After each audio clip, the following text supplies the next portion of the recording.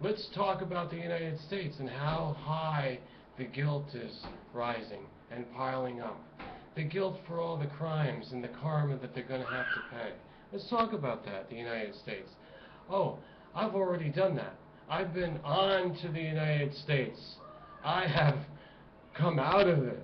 That Babylon, or whatever you want to call it. The United States is behind a lot. They're causing it. It's them, and they want to cover it up, and they want to put on this nice face that we're for democracy.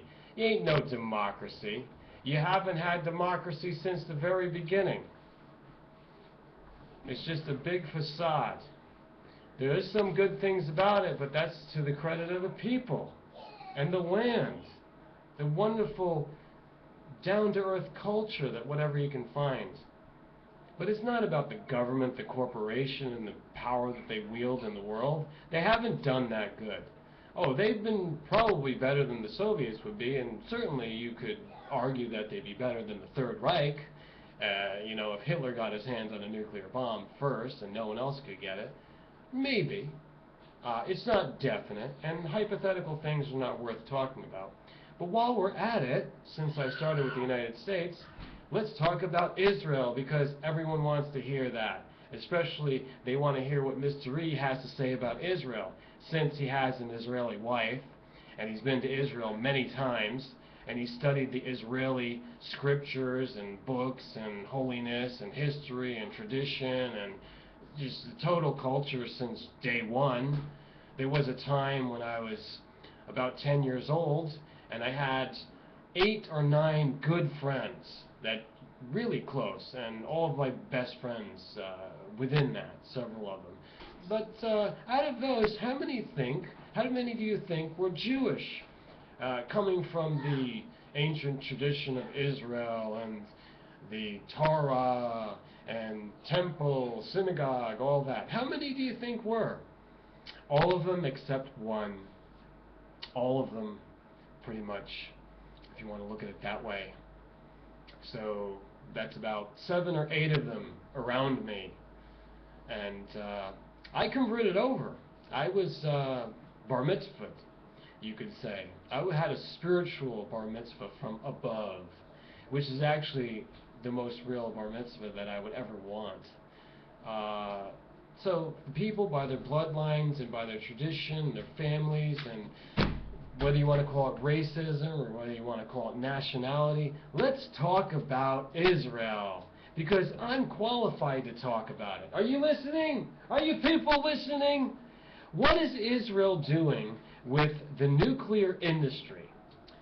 Let me lay out the questions.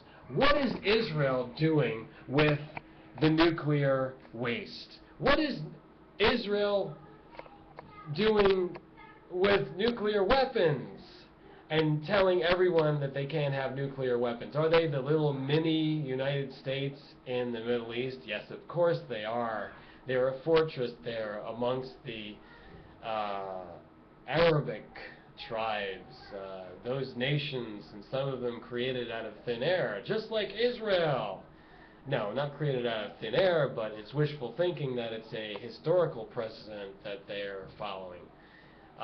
It's not the same Israel, folks. It's just not the same Israel. And besides, if you study your Bible, you are going to find in every chapter, on every page, that God, Hashem, Adonai, Elohim in the plural, the 7 faces of God, the pairs of the male-female God, Elohim, Yahweh, Yod-He-Vav-He, abbreviated for those of you that don't know in the Hebrew letters. Yes, I'm aware of all this. I study it, and sometimes I follow it at the core of what I'm doing in my religious truth-seeking. But I'm going to tell you right now that if they're a fortress there, and they're the only ones that are allowed to have nuclear technology and nuclear weapons, why do I hear that they've just nuked Syria this year?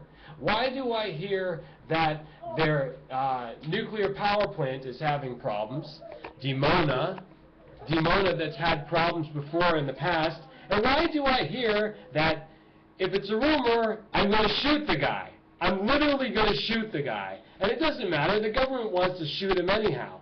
I'm either going to promote him to some kind of a general, or I'm going to shoot the guy. His name is Jim Stone. He says Israel planted a nuclear device on the fault line, under the ocean, off the coast of Fukushima, Japan, and detonated it.